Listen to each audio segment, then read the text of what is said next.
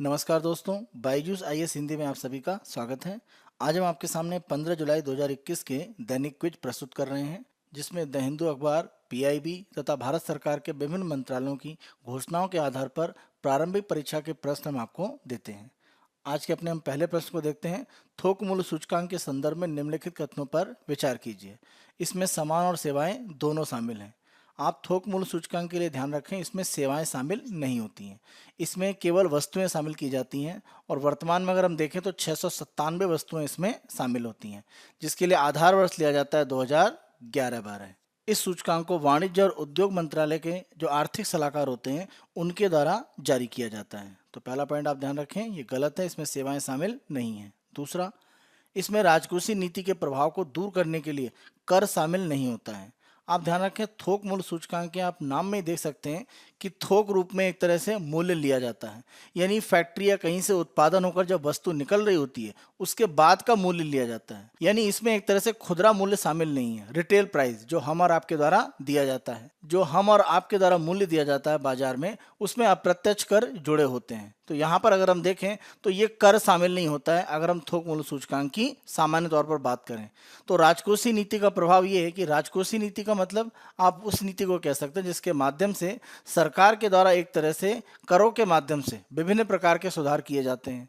जैसे अगर हम देखें तो भारत में राजकोषीय नीति का प्रमुख आधार बजट है, जिसमें करों की दरों को बढ़ाया जा सकता है या घटाया जा सकता है या एक समान रखा जा सकता है। ये स्थितियां राजकोषीय नीति के साथ जुड़ी हुई हैं। तो किसी भी तरह का अगर बजट में कुछ परिवर्तन होता है करों पर, तो इसका थोक मूल्य सूचकांक पर कोई सीधा प्रभाव नहीं हो पाता है। कारण क्योंकि करों को यहाँ पर शामिल नहीं किया गया है। जो वस्तुओं के मूल्य हैं वो थोक आधार पर लिए जाते हैं, ना कि खुदरा आधार पर। खुदरा जो हम और आपके द्वारा दिया जाता है।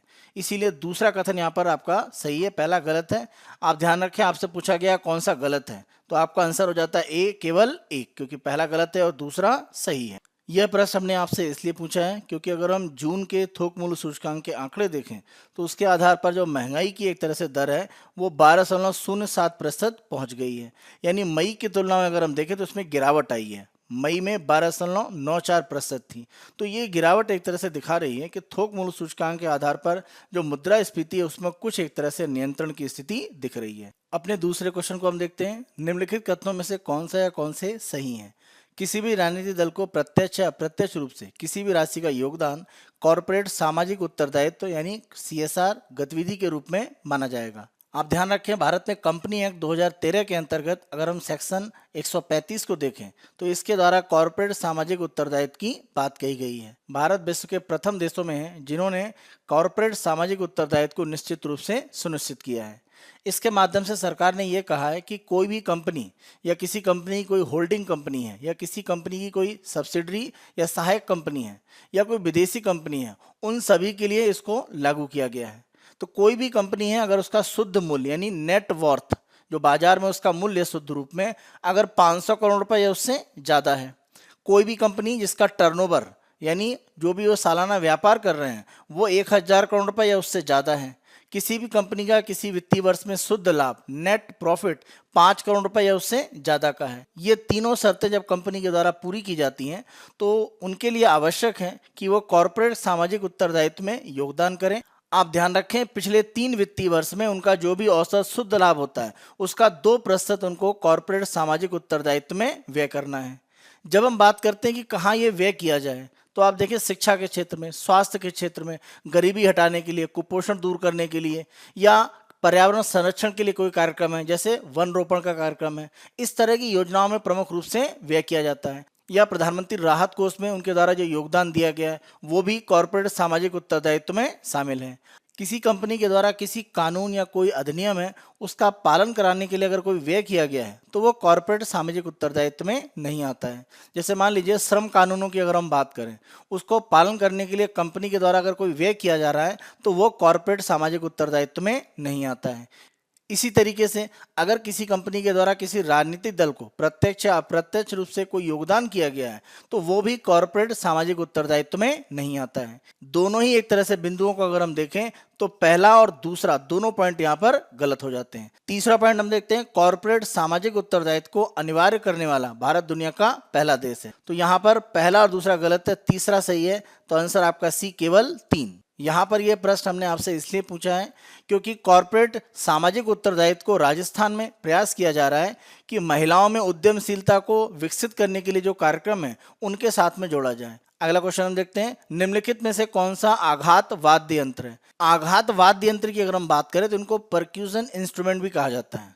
इस प्रकार के वाद्य यंत्र पर किसी प्रकार की चोट या आघात करने पर उनके द्वारा विभिन्न प्रकार के स्वर उत्पन्न किए जाते हैं। तो यहाँ पर हम देखें तो प्रमुख रूप से तबला, मृदंगम, घातम और कंजीरा, ये चारों ही इस तरह से आघात वाद्य यंत्र हैं जिन पर किसी तरह के आघात या प्रहार करने पर स्वर निकलता है। तो चारों सही हैं, तो आंसर आपका डी 1, 2, 3 और 4। कर्नाटक संगीत की अगर हम बात करें तो मृदंगम, घटम और कंजीरा प्रमुख रूप से उसमें उपयोग किया जाता है। घटम अगर हम ध्यान रखें तो घट यानी घड़े के लिए उपयोग किया जाता है, तो ये घड़े का एक तरह से वाद्य यंत्र के रूप में उपयोग होता है जिसको हम घटम कहते हैं। मृदंगम ये आप देखें, और कंजीरा की अगर हम बात करें तो ये भी एक छोटी ढपली जैसा इंस्ट्रूमेंट होता है जिसको कर्नाटक संगीत में प्रमुख रूप से उपयोग किया जाता है। इन वाद्य यंत्रों का जो उपयोग है वो आधुनिक एक तरह से संगीत में भी किया जा रहा है, तो इसी संबंध में चर्चा है। अगला क्वेश्चन देखते हैं, निम्नलिखित कथनों पर विचार कीजिए। लगभग पूरा दक्षिण अफ्रीका पश्चिम की ओर झुका हुआ एक ऊंचा पठार है। दक्षिण अफ्रीका की अगर हम बात करें तो अगर हम दक्षिण अफ्रीका का मैप देखते हैं प्रमुख रूप से, तो ये मध्य का जो प्रमुख भाग है ये एक तरह से पठारी है। पठार का या प्लेटू का मतलब हुआ कि मैदानी भाग से ऊंचा इलाका लेकिन आसपास के पहाड़ों से नीचा, तो ये पठार आप कह सकते हैं प्लेटू। तो पठारी बड़ा हिस्सा एक तरह से दक्षिण अफ्रीका का है, और इसका अगर हम एक स्लोप या झुकाव देखें तो ये पश्चिम की तरफ है।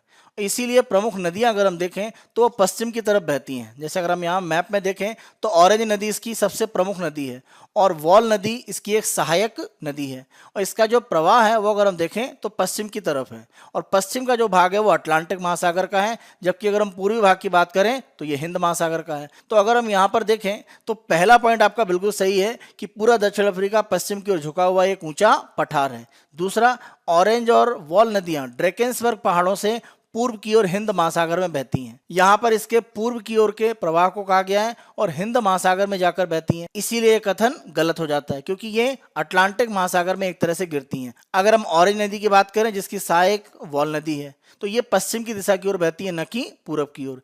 इसी के साथ साथ ऑरेंज नदी का उद्गम तो ड्रैकेंसबर्ग से है, लेकिन वॉल नदी का प्रमुख रूप से ड्रैकेंसबर्ग से उद्गम नहीं होता है, इसीलिए दूसरा पॉइंट आपका गलत है, पहला सही है। तो आंसर आपका ए केवल एक सत्य है। यह प्रश्न हमने आपसे इसलिए पूछा है क्योंकि दक्षिण अफ्रीका में अगर हम देखें तो आंदोलन की एक स्थिति दिख रही है, और इसका कारण है कि पूर्व राष्ट्रपति जैकब जुमा, उनको एक तरह से गिरफ्तार किया गया है और 15 महीने के लिए उनको जेल की सजा दी गई है। डेली कुछ के अपने दूसरे भाग में हम आते हैं, और यहाँ पर हम सिविल सेवा प्रारंभिक परीक्षा में विगत वर्ष में जो पूछे गए प्रश्न हैं वो आपको एक तरह से यहाँ पर देते हैं। आज हमने 2014 में पूछा गया प्रश्न आपको दिया है। गन्ना उत्पादन के एक व्यावहारिक उपागम का, जैसे धारणीय गन्ना उपक्रमण के रूप में जाना जाता है, क्या महत्व? गन्ना उत्पादन को एक तरह से बढ़ाने के लिए प्रमुख रूप से आप देखें तो ये सस्टेनेबल शुगर इनिशिएटिव एक तरह से प्रारंभ किया गया। इसमें अगर हम देखें तो कृषि की जो पारंपरिक पद्धति है उसकी तुलना में बीज की लागत को कम करने का प्रयास किया गया है।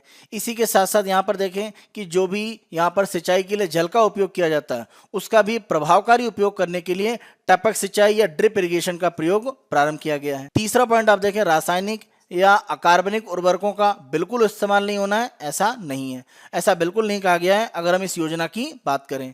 चौथा, कृषि की पारंपरिक पद्धति की तुलना में इसमें अंतर फसल की ज्यादा संभावना है, यानी गन्ने के साथ साथ अन्य फसलों को भी एक तरह से उत्पादित करना, इंटरक्रॉपिंग, ये एक तरह से इसके अंदर शामिल है। धारणीय गन्ना उपक्रमण की अगर हम बात करें तो इसका उद्देश्य प्रमुख रूप से ये है कि मोर विथ लेस, यानी उत्पादन को बढ़ाना और जो संसाधन लग रहे हैं उनको कम से कम एक तरह से उपयोग करना, ये प्रमुख रूप से इसका आधार था। तो यहाँ पर अगर हम देखें तो पहला, दूसरा और चौथा पॉइंट सही है, तीसरा गलत है, यानी 1, 2, 4। तो आंसर आपका हो जाता है बी। डेली क्विज के अपने तीसरे भाग में आज का प्रमुख तथ्य हम देखते हैं, और यहाँ पर हम राष्ट्रीय आयुष मिशन की चर्चा कर रहे हैं।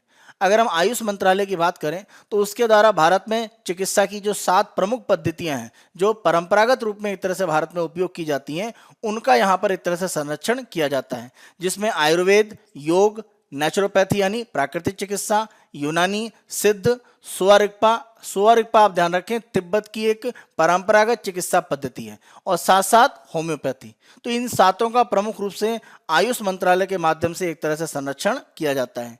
इस अगर हम मिशन की बात करें तो इसकी शुरुआत प्रमुख रूप से 12वीं पंचवर्षीय योजना में की गई थी। इस योजना को अभी हम देखें तो 5 साल के लिए बढ़ा दिया गया है, यानी अब 2026 तक ये योजना चलेगी। ये सरकार की तरफ से अभी हाल फिलहाल में घोषणा की गई है। इस मिशन के द्वारा कोशिश ये है कि जो आयुष चिकित्सा पद्धति है उसको एक तरह से राज्य और केंद्र शासित प्रदेशों के सहयोग से प्रमुख रूप से आगे बढ़ाया जाए। ध्यान रखें, ये योजना एक तरह से केंद्र प्रायोजित योजना है।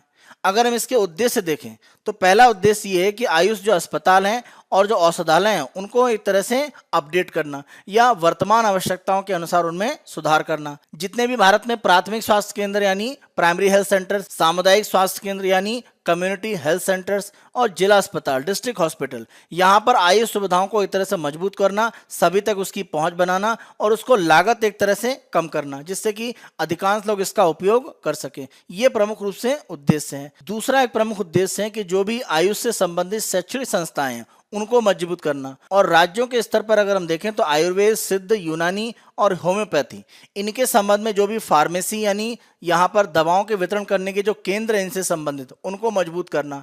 और साथ साथ आयुर्वेद, सिद्ध, यूनानी और होम्योपैथी, यहाँ पर जो भी ड्रग की यानी दवाओं की जो टेस्टिंग की जाती है वो लैब एक तरह से मजबूत करना। ये तंत्र राज्यों में मजबूत करने का प्रयास किया जाएगा इस मिशन से। कोशिश ये है कि संस्थागत स्तर पर जो क्षमता है उसको और ज़्यादा मजबूत किया जाए। कृषि पद्धतियों में सुधार करना, जिससे कि जो औषधीय पौधे हैं उनकी खेती मजबूत रूप में की जा सके और उनका प्रमाणीकरण भी करना। क्योंकि अगर हम देखें जैसे आयुर्वेद की हम बात करें तो वहाँ पर जो प्रमुख दवाएं हैं वो औषधीय पौधों पर ही आधारित हैं। तो इस व्यवस्था को मजबूत करना भी इस मिशन का प्रमुख उद्देश्य है। इसी के साथ साथ औषधीय पौधों की जो उत्पादन है और जो इस तरह की दवाएं बनती हैं जो आयुष के साथ में संबंधित हैं, उनके उद्यम को बढ़ावा देने के लिए उनके भंडारण, मूल्यवर्धन, विपणन और बुनियादी ढांचा उसको एक तरह से विकसित करना। और जो भी उद्यमी इस तरह की औषधीय पौधों की खेती करना चाहते हैं उनको एक तरह से समर्थन देना। अगर हम इस मिशन के प्रमुख घटक देखें, पहला प्रमुख घटक है आयुष सेवाएं। आयुष सेवाओं में